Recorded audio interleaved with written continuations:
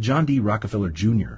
established the Rockefeller dynasty in population control back in 1913 with the foundation of the Bureau of Social Hygiene, and later began financing the Kaiser Wilhelm Institute of Anthropology, Human Hereditary, and Eugenics, which conducted eugenics experiments in Nazi Germany with Rockefeller money.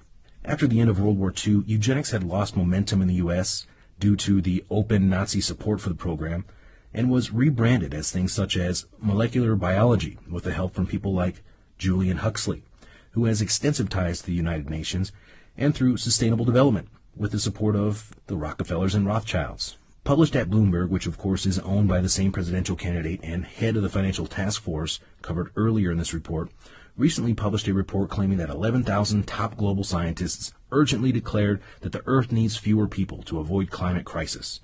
But when you actually look at the document, it's really only about 2,000 scientists who supposedly signed this. And I wouldn't doubt that.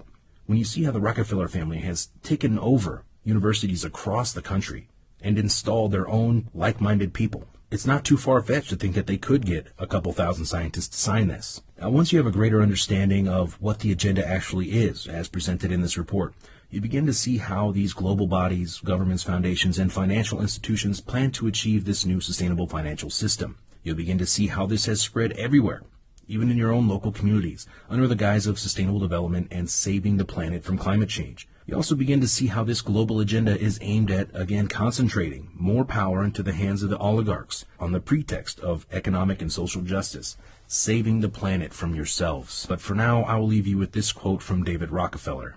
Some believe that we, the Rockefellers, are part of a secret cabal working against the best interests of the United States, characterizing my family and me as internationalists, conspiring with others around the world to build a more integrated global political and economic structure, one world, if you will. If that's the charge, I stand guilty, and I'm proud of it.